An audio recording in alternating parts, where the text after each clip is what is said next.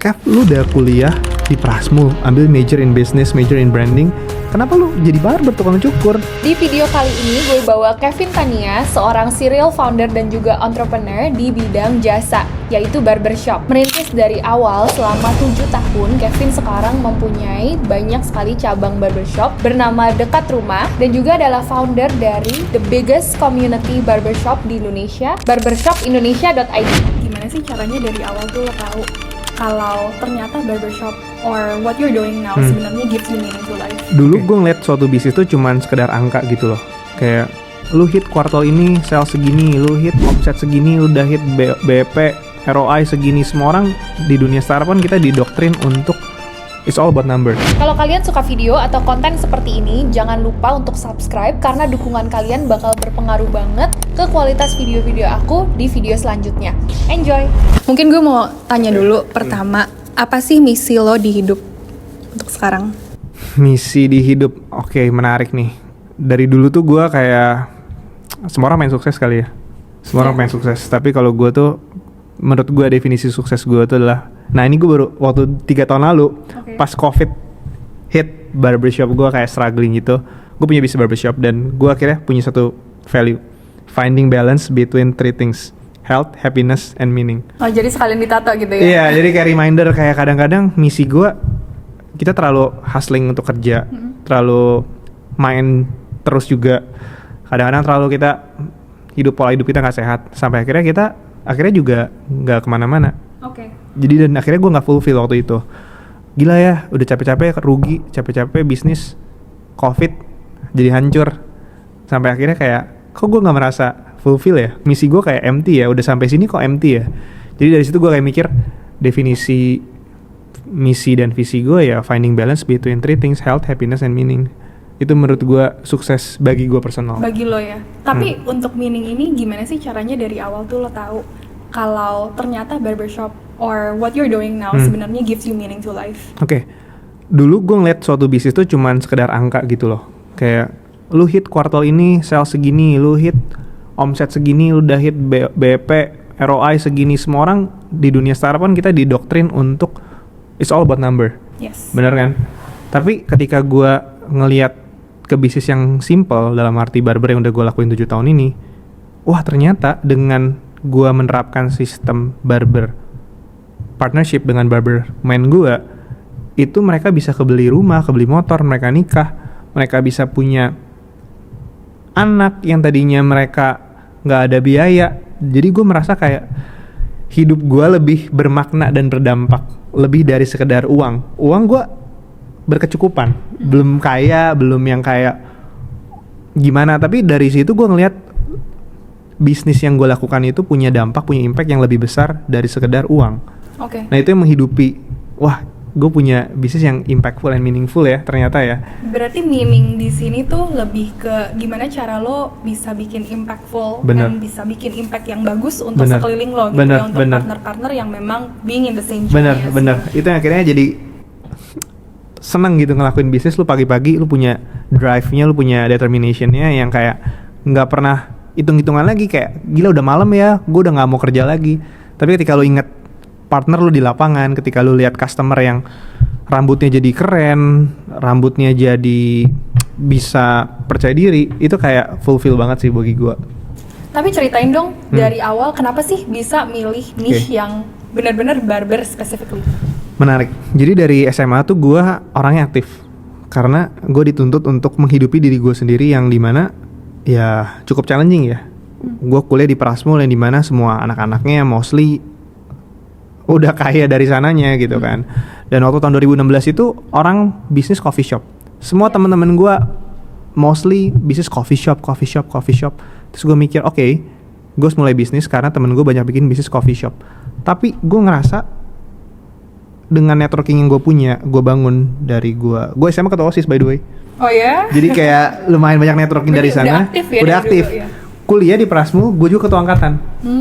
Jadi di semester pertama gue udah cukup punya circle yang dimana gue mikir bisa gue optimize apa ya supaya gue bisa maintain hubungan at the same time gue making money. Oke, cukur deh. Kayaknya semua orang pasti cukur cowok sebulan sekali. Pasti ke barbershop. Dari situ gue merasa ini bisnis yang menarik karena di situ gue bisa berteman, yang dimana hobi gue berteman, networking.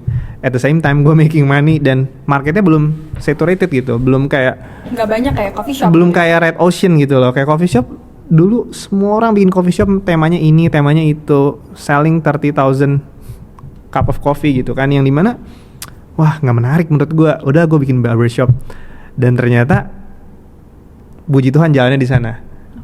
2020 gue ke UK abis dari Prasmo. Gue ambil license Master Barber di London School of Barbering. Dari situ gue makin besar, akhirnya memberanikan diri buka beberapa cabang, buka akademi, launching produk rambut sendiri. Ternyata jalannya kebentuk dengan sendirinya gitu. Roadmapnya udah ada dengan sendirinya. Dulu nggak kebayang, dulu cuman pengen iseng buka barber. Ya udahlah buka barber, gue mau nambah uang jajan, harus bayar kos, bayar makan di sini kan. Dari situ kayak oh ternyata ini bisnis yang bukan sekedar angka. Dulu gue pernah di startup juga soalnya. Boleh nggak ceritain sedikit tentang startup itu? Jadi, nah ini menarik nih, perjalanan karir gue sedikit menarik. Jadi dari 2017, dari gue kuliah sampai 2020, gue tuh aktif barber kan. Gue nyukur, pulang kuliah, malam gue nyukur, dan gue dapet duit dari sana, gue buka barber lagi. Jadi bootstrapping everything. Jadi nggak ada yang namanya tiba-tiba kayak yang sekarang, nggak ada. Jadi bener-bener dari kos-kosan nyukur dari nol, terus kayak ngumpulin dari uang itu buka sewa setahun, sewa renovnya, jadi dari nol.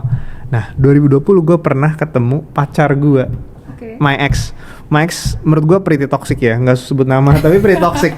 Jadi dia nggak dukung karena Kev lu udah kuliah di Prasmul, ambil major in business, major in branding, kenapa lu jadi barber tukang cukur?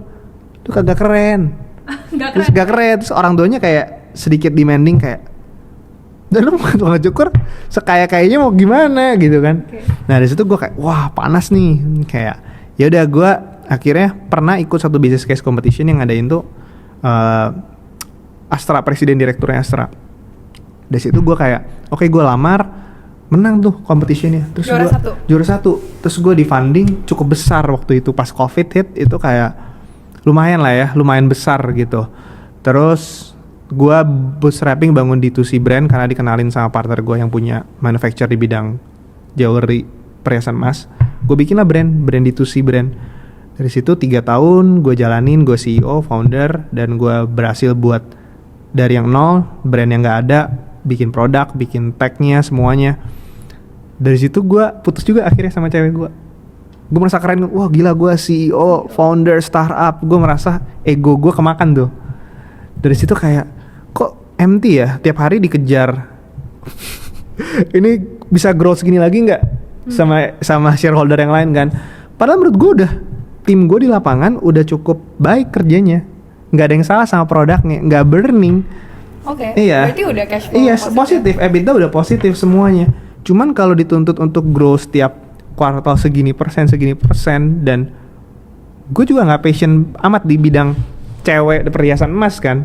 Gue merasa itu kayak ya udah learning experience gue. Tapi ketika gue balik lagi kayak gue nggak passion di sini, gue nggak passion sama emas, gue nggak passion sama industri tentang woman, dan gue nggak passion tentang angka-angka yang harus dikejar terus yang nggak ada akhirnya.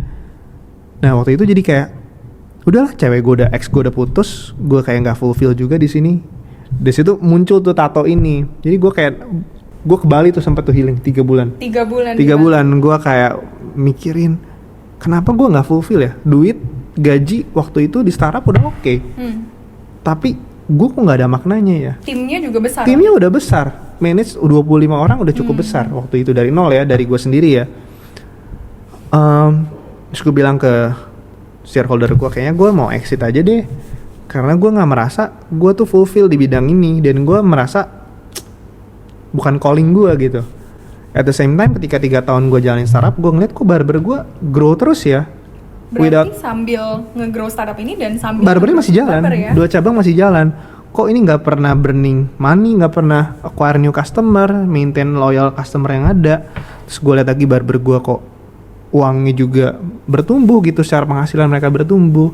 Karena mereka sistem di gue tuh nggak ada gaji, jadi kayak profit sharing. Jadi misalnya lu nyukur 100.000 ke gue, 60% masuk ke gue sebagai business owner, 40% masuk ke mitra gue, barbernya. Jadi semakin dia banyak customer, semakin dia banyak nyukur, semakin dia income-nya semakin banyak. Oke. Dari situ gue melihat, gila ini bisnis menarik banget ternyata, bener. Kenapa? Karena gue bisa mensejahterakan barber gue yang tadinya bukan siapa-siapa jadi punya ini, punya itu.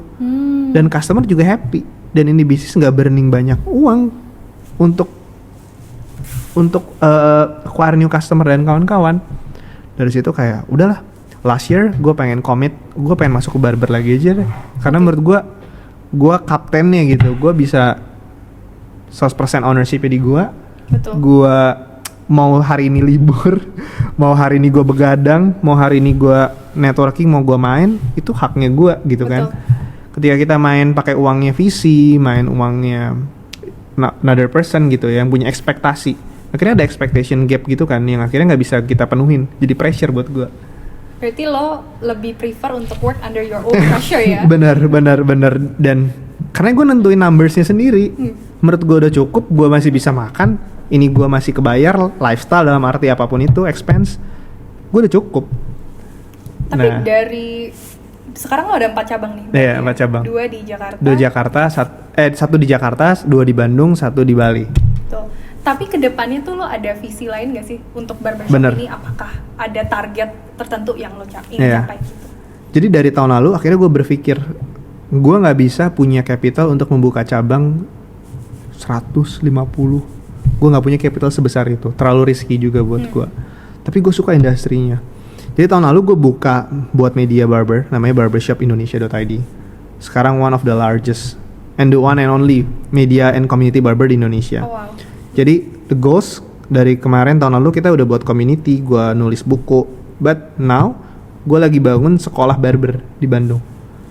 Jadi sekolah barber ini gue lihat banyak barber atau orang yang mau jadi barber tapi mereka nggak punya wadah untuk belajarnya gitu. Kayak sebulan untuk motongin orang. Dulu gue motongin orang, belajar, gue harus bayar orang itu 50.000 baru dia mau gue potongin. Oh, nggak dicoba motong. Bener, gitu ya? Iya kan? Akhirnya gue lihat sekarang orang nggak usah S1, nggak usah S2, orang bisa jadi barber kan. Lulus SMK, lu sekolah barber aja sebulan. Kayak sekolah teknik gitu ya? Sekolah teknik gitu. Nah, akhirnya gue lagi buat sekolah barber di Bandung. Tujuannya apa? Tujuannya buat suatu sumber daya manusia yang memang capable dan certified. Gue lihat itu di Inggris waktu itu. Pemerintah turun tangan. Kenapa tato artis, suster, barber itu ada license-nya yang dikeluarin sama pemerintah setempatnya. Karena supaya dia certified dan gak main-main sama industrinya. Makanya orang respect. Dulu zamannya gue waktu kecil, orang nyukur cuma 10.000, $1. Lebih kurang makan berapa sen doang nyukur 10.000 perak. Orang akhirnya gak respect. Makanya gue ngerti, oke, untuk naikin suatu standar pekerjaan, lu harus keren dulu nih, lu harus punya ilmu dulu nih, lu harus punya pengalaman dulu nih. Nah itu yang mau gue bawa, mission gue sekarang. Gue mau pekerjaan di bidang art, terutama barber, itu direspek sama banyak orang. Jadi nggak kayak, lu ngapain jadi barber lagi, lu ngapain kerja motong rambut lagi. Karena di luar negeri, di US, di UK, dimanapun, orang itu respect sama barber. Karena menurut mereka barber itu orang yang trusted gitu loh, someone yang kayak bisa lu andalkan, bukan yang, kalau di sini kan tukang cukur, maksudnya tukang cukur. Indonesia kan selalu bilang tukang masak, tukang cukur, tukang bangunan. Orang luar negeri udah berpikir arsitek, chef, barbers, right? Akhirnya jadi kayak, kenapa dokter, tukang di Bandung kan tukang gigi tuh, padahal bisa dokter gigi, tukang di bangunan, tukang gigi, ahli gigi. Terus gue kayak, itu yang tantangan sih. Tantangan tapi masih besar potensialnya yang akhirnya pengen gue garap di tahun ini dan tahun yang akan datang gitu. Berarti ada korelasinya juga ya dengan lo ke UK waktu itu. Gue ngeliat ternyata service industri di luar tuh benar-benar disupport oleh government. Bener, gitu. Exactly. Apakah itu something yang lo mau bawa ke Indonesia juga regardless of the government support, atau mungkin kedepannya lo juga pengen ada jadi salah satu yang bisa regulate this kind of service industry juga di Indonesia? Menurut gue iya sih harus kayak gitu. Kalau nggak akan maju suatu industri itu mau jadi besar ketika ada support dari pemerintah. Nggak bisa lu jalan swasta sendiri, lu owner sendiri. Kenapa gue bisa bilang gitu? Kalau kita ngomongin suatu industri, ketika lu mau nyukur ada yang harga 10.000 still, ada yang goceng nyukur. Tapi ada juga di Jakarta sekarang mungkin yang premium ya, 300.000. Gapnya terlalu jauh. Yes. Kenapa nggak ketemu di tengah-tengah? Yuk bikin yuk harga cukurnya 75.000, 50.000 deh. Minimum segini start pointnya. Supaya apa? Supaya pelakunya juga syaratnya lu nggak boleh nih silet razor harus ganti. Nggak boleh dipakai terus karena itu penyebaran kuman disinfektan. Yes. Di luar negeri tuh ketat yang gitu-gitu. Di Indonesia sekarang gue lihat ya, gue sering main ke lapangan, ketemu orang-orang yang pelaku barber. Dia nyukur silet atau silet yang menurut gue tuh hygiene-nya paling hygiene itu. Yeah. Ketika lu ada darah kena razor lu berdarah, lu pakai lagi di orang lain, itu kan bahaya dong. Kayak tato lah, lu jarum nggak boleh sama gitu kan. Dan ternyata di Indonesia banyak yang masih kayak gitu. Jadi penyakit juga penularannya dari hal-hal yang begitu, gitu kan. Anduk sekali pakai dia pakai lagi, keringet kan banyak. Yes. Itu yang harga 10.000 seperti itu. Bukan yang menjelekan tapi sayang. Akhirnya itu yang merusak profesi lu sendiri dan industri lu sendiri gitu. Karena nggak ada standar. Karena nggak ada standarnya. Yes. Kalau pemerintah kasih nih di UK workbooknya, ketika lu mau kerja di bidang ini harusnya ini A, B, Z, D. Lu bayar, ambil license-nya. Syaratnya kayak gini, ketahuan di sidak lu bakal denda segini. Ketat. Akhirnya profesinya direspek dan dihargain. Nah itu sih. Betul. Berarti something that you're doing now itu memang lebih ke untapped niche market yang lo bener. Akan bantu untuk kembangin juga. Bener. I see. Gue pengen penasaran juga dong, tadi lo mention tentang bisnis model dan bagi hasil nih ke pelaku-pelaku barber dan partner-partner barber. Dan di sini adalah barbernya sendiri gitu yang lo bagi hasil. Bener. Kenapa sih bisa kepikiran bisnis model saat itu dan apakah sekarang udah ada pelaku-pelaku yang lain juga? Oke. Jadi menarik 2017, semua orang tuh yang buka barbershop ya pengen bayar tukang cukur semurah-murahnya. Jadi ketika lu mau gaji karyawan, pasti ketika lu as a business owner, lu pengen dapat profit sebesar-besarnya. Betul. Expense sekecil-kecilnya. Expense bisa gaji karyawan, right? 2017 semua orang barber salon seperti itu.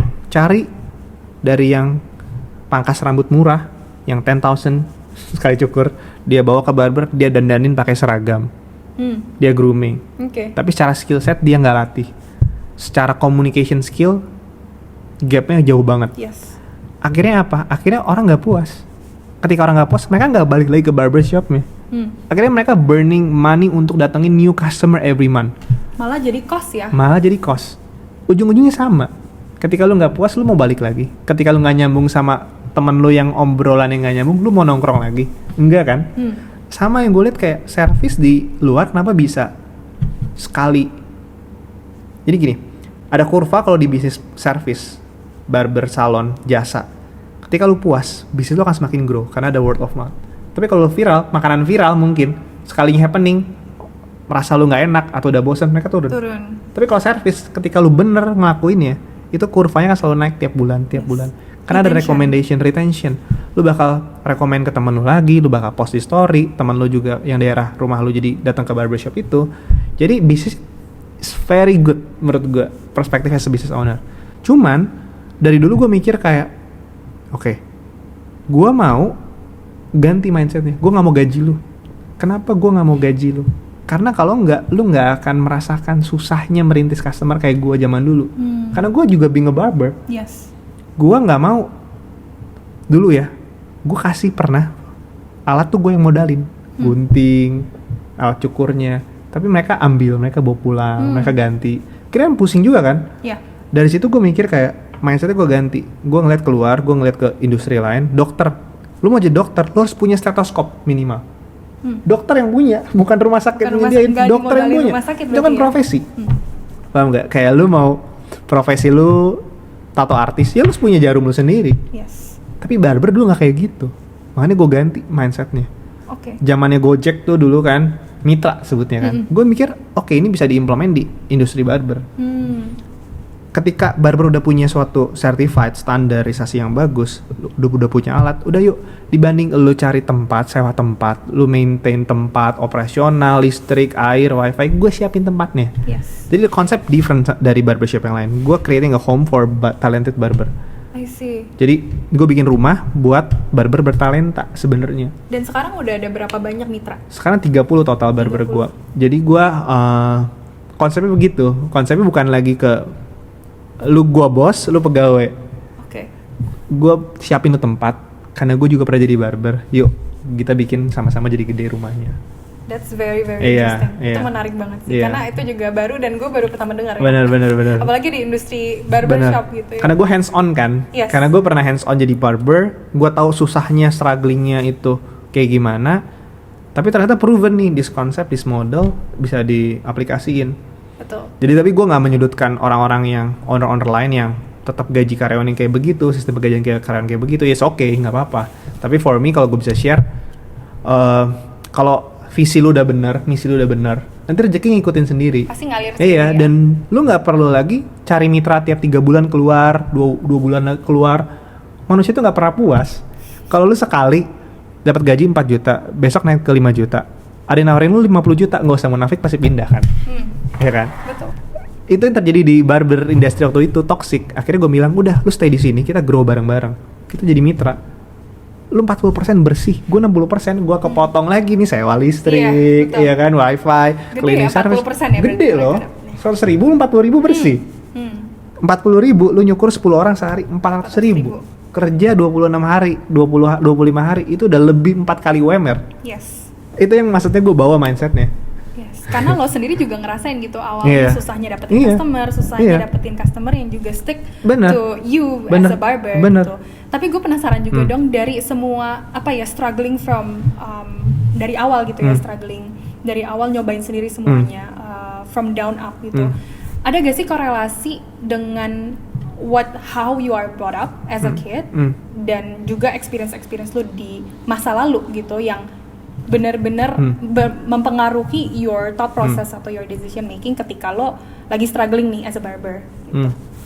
Banyak sih sebenarnya menurut gue, bener, pengalaman baik buruk waktu lu kecil, waktu lu sekolah itu akan membawa lu punya suatu pemahaman bisnis yang beda, karir bisnis yang beda. Pasti, lingkungan ya, lingkungan, pasti. lingkungan.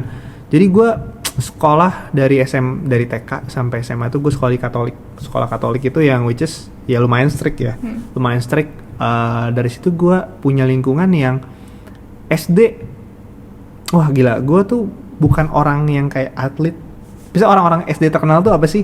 Yang biasanya ganteng, Jago main bola atlet, gitu ya ya. kan, jago main basket, pintar, ranking 1. Gue tuh bukan tipe yang kayak begitu. Gue kalau dipanggil guru di depan, muka gue merah. Ngerti gak? Muka gue merah gitu kan. Dan gue adalah orang satu-satunya pertama di sekolah gue dari TK yang pakai kacamata. Oh, Jadi dari kayak dulu ya berarti. nerd banget waktu SD tuh kayak gila, gue nggak punya unique selling point apa-apa nih sebagai manusia gitu. Ganteng kagak, pinter kagak, pinter atlet juga kagak. Dari situ ada pressure mungkin ya, pressure di mana gila kalau gini gue nggak bisa punya banyak temen nih karena gue nggak punya skill apa-apa. Yes. Dari situ gue mulai, dulu gue main sulap awalnya. Oh, sulap juga. Sulap SD, jadi gue memberanikan diri public speaking, memberanikan diri gue nge-MC-in acara-acara SMP, SMA, sampai kuliah. Oke. Dari situ gue jadi keluar dari comfort zone gue yang ngeliat gila ini pressure banget ya sekolah Katolik ya, akademiknya mereka pinter-pinter, gue bego sendiri.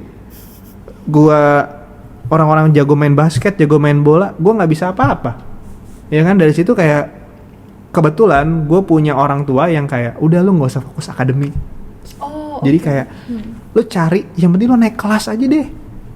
Naik kelas syukur, tapi lu cari passion lu di mana, lu cari suka lu di mana, lu lakuin itu. Dan tekunin passion. Tekunin. lo ya. Jadi nyokap gue tuh nggak paksa yang matematika lu dapat 100, dapat 80. Kalau nggak lu goblok, nggak gitu.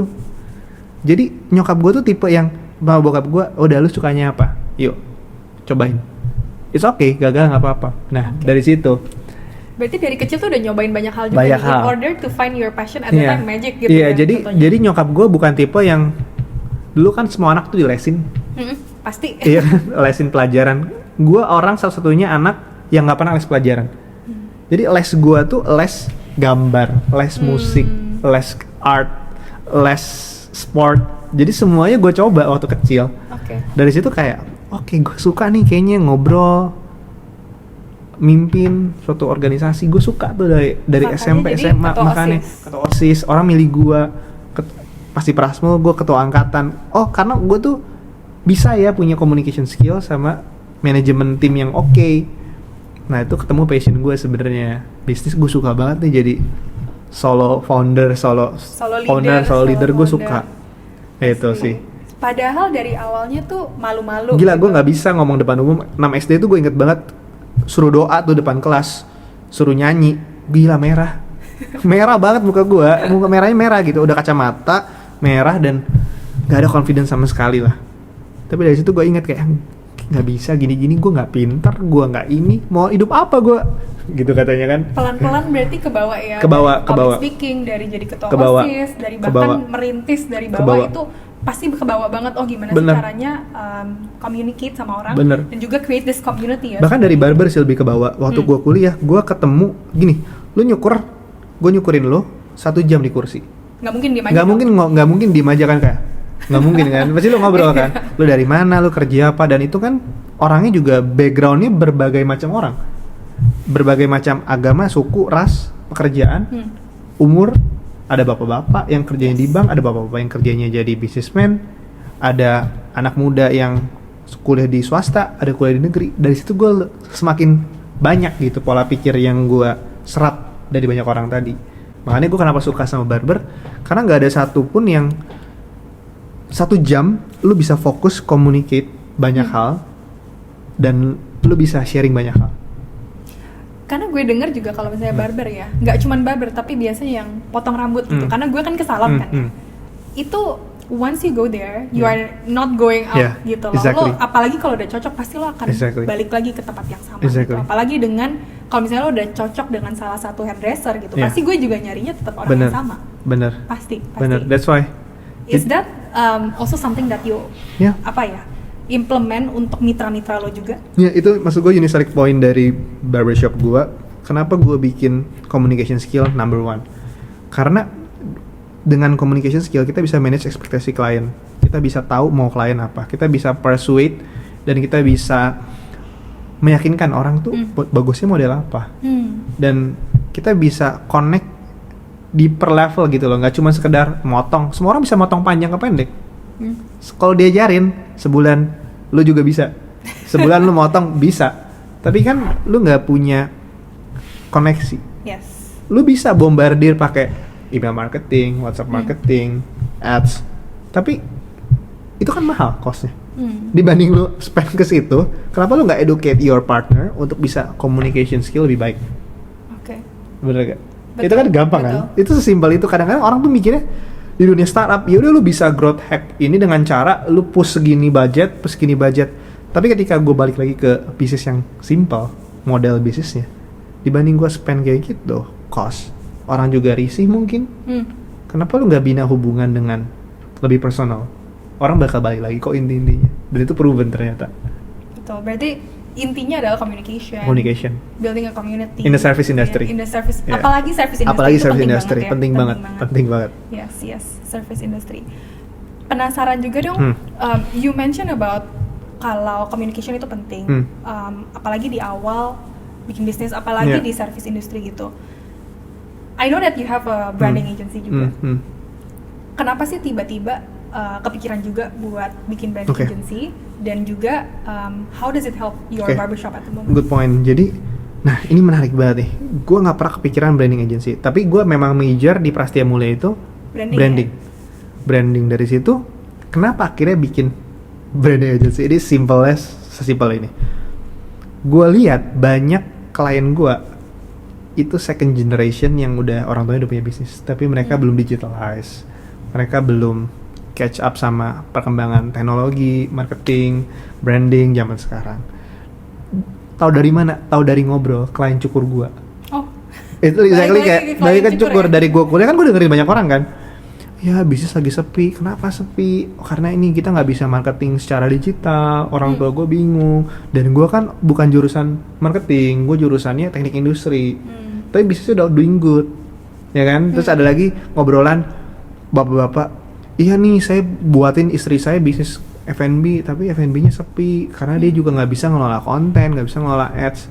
Nah, itu yang menurut gue survei sambil gue menyelam, itu 2 perahu dijalanin gitu.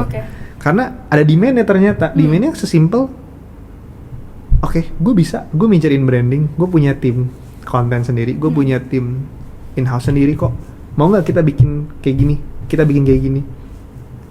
Jadi reportnya itu juga kadang-kadang ketika dia balik cukur, kantor gue di atasnya barber.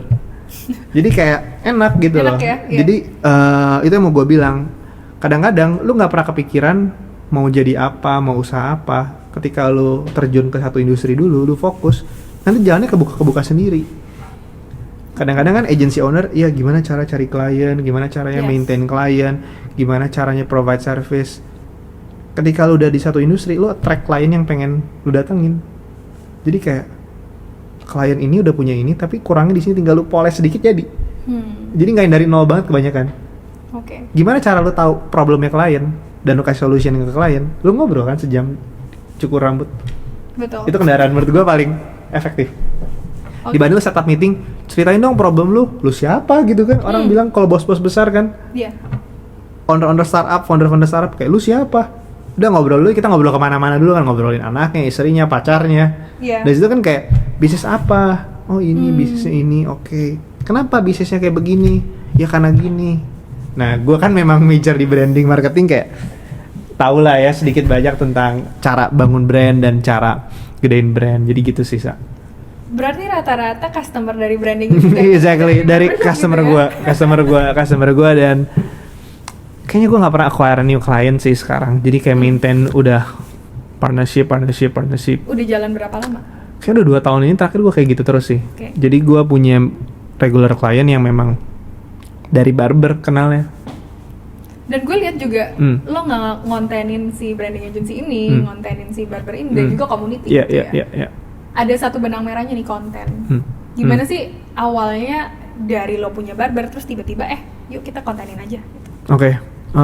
Oke, menarik sih. Menurut gua sekarang konten itu adalah kendaraan yang paling baik dan murah, cost efektif untuk lo bisa merich audiens lo dengan cepat.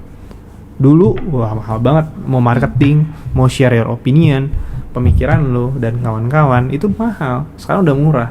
Jadi gua ngeliat konten ini semacam alat bisnis ya.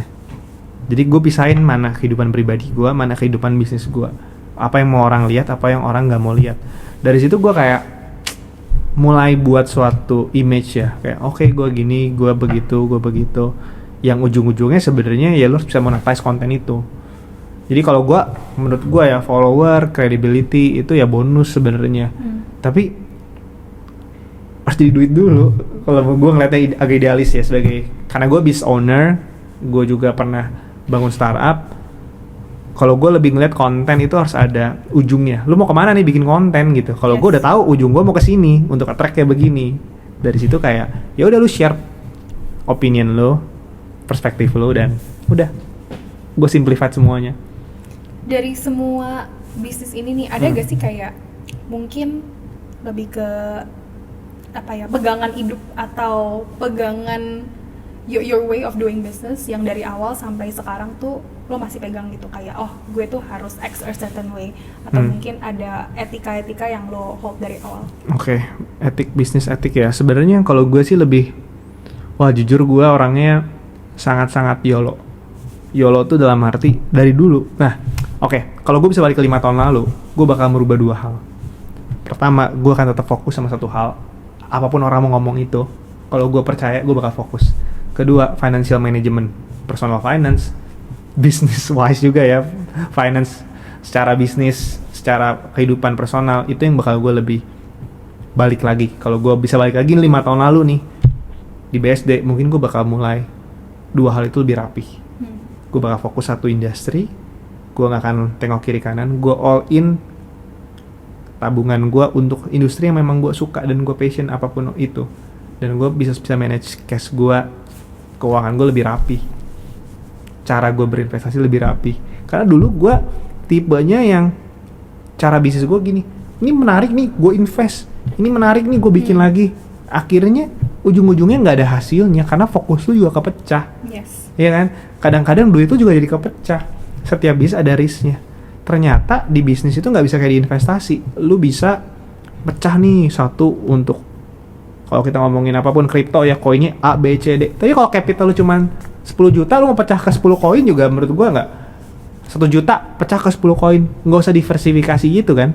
Iya. Ujung-ujungnya sama. Itu menurut gua, itu yang berlaku gua di bisnis. Kadang-kadang gua dulu mikirnya, ya udahlah gua ada uang gue puterin lagi buat bisnis yang lain, padahal menurut gue harusnya satu bisnis fokus lu gedein di sana. Kayak kalau lu percaya nih koin ini bakal, lu top up aja terus gitu kan. Lu percaya investasi ini bakal naik, lu fokus satu. Kalau uang lu masih kecil, kalau uang lu udah miliaran ya udah nggak usah ngomong ya.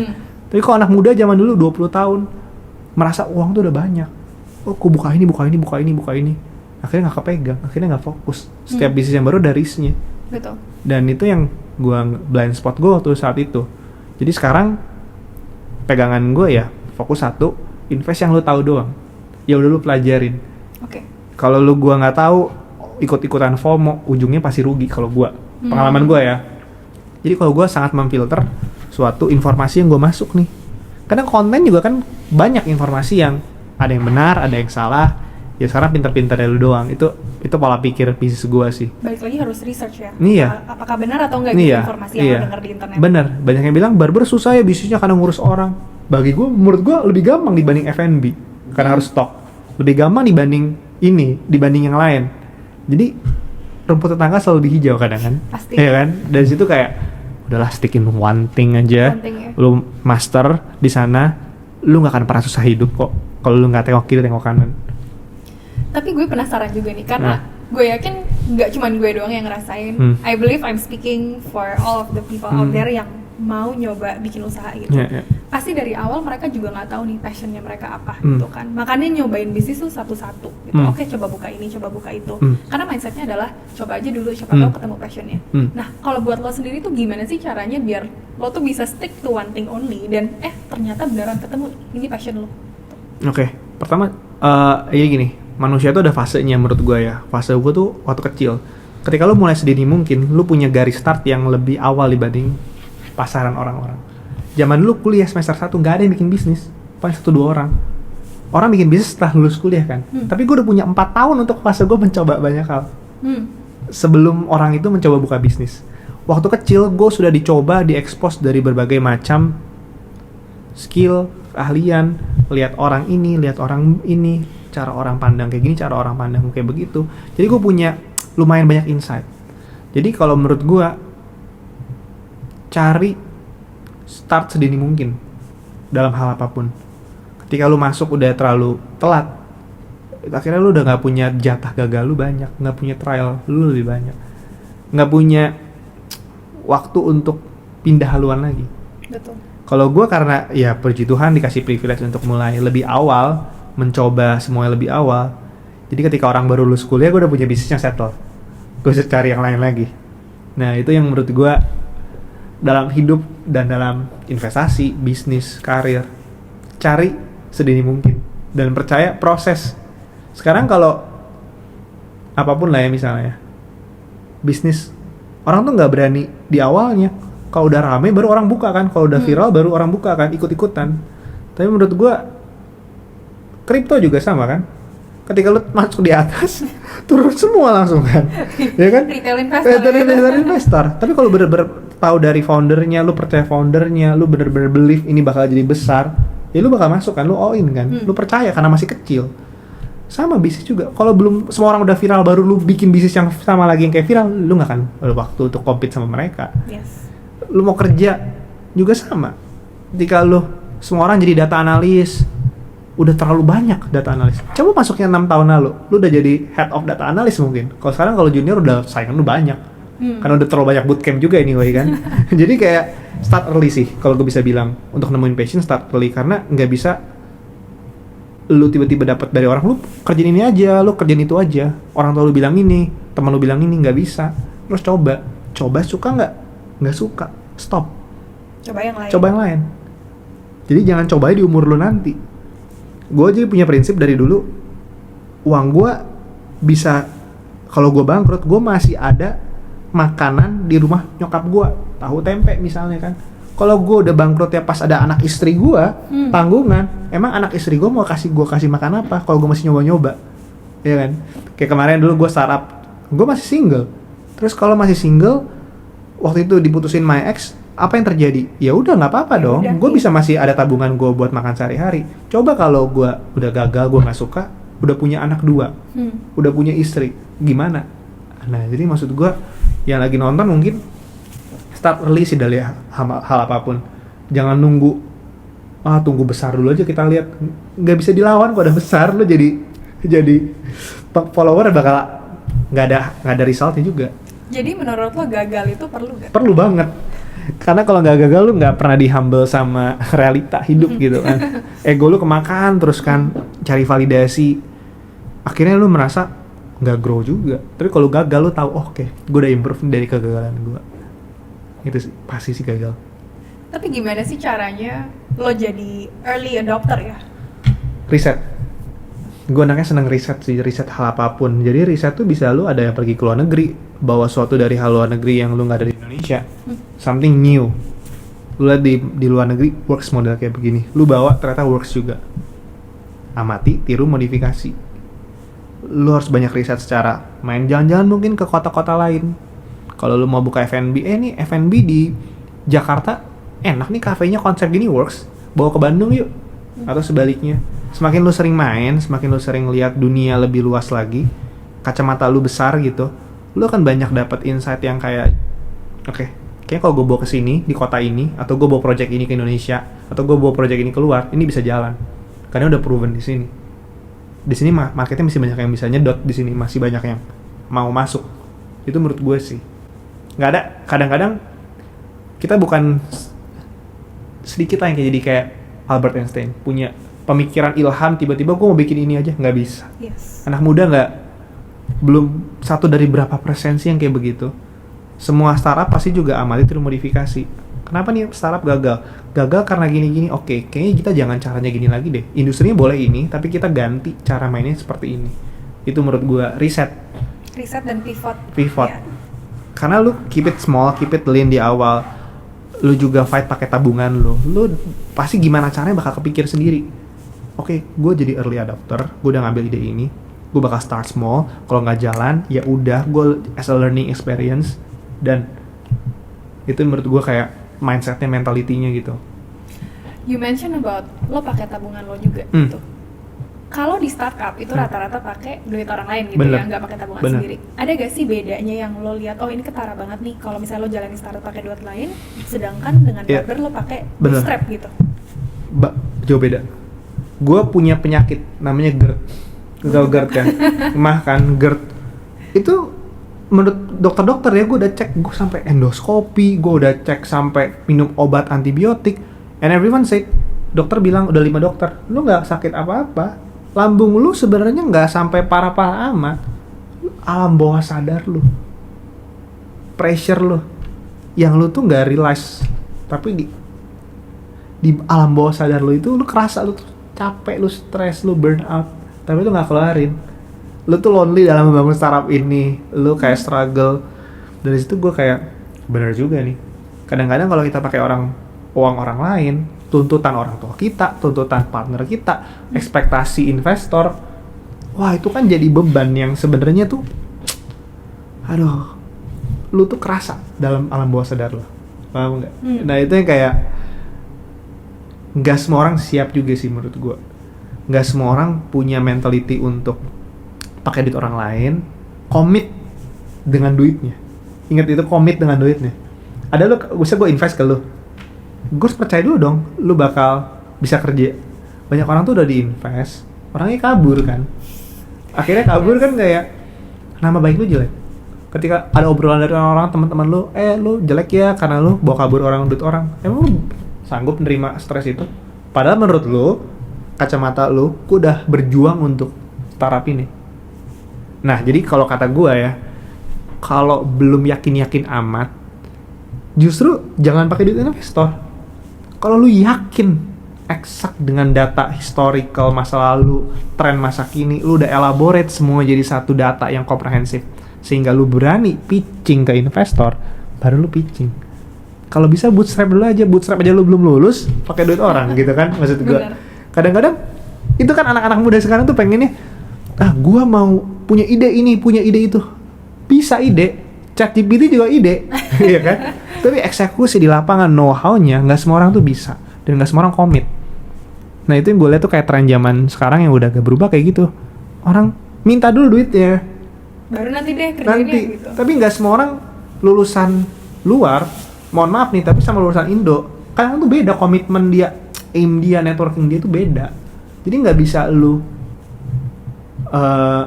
pakai duit orang dulu menurut gue kalau tadi pertanyaannya bangun bisnis dari awal, karena beban ke lunya dan lu belum punya capability itu.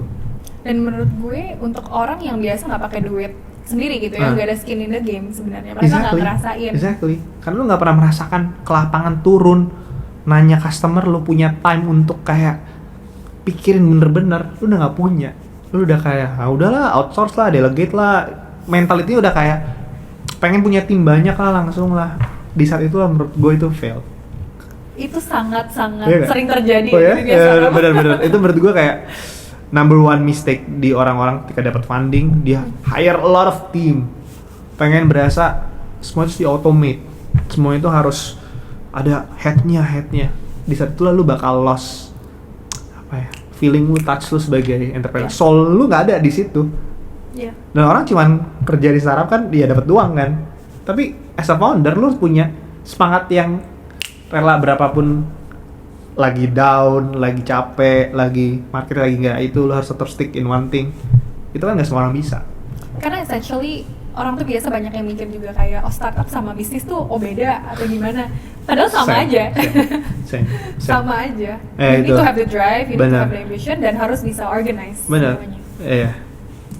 Mungkin terakhir ada last words gak untuk kayak dari visinya ke depan, kayak apa sih yang lo mau bangun dan lo pengen share ke teman-teman nih? Kalau gue sih bisa share ya.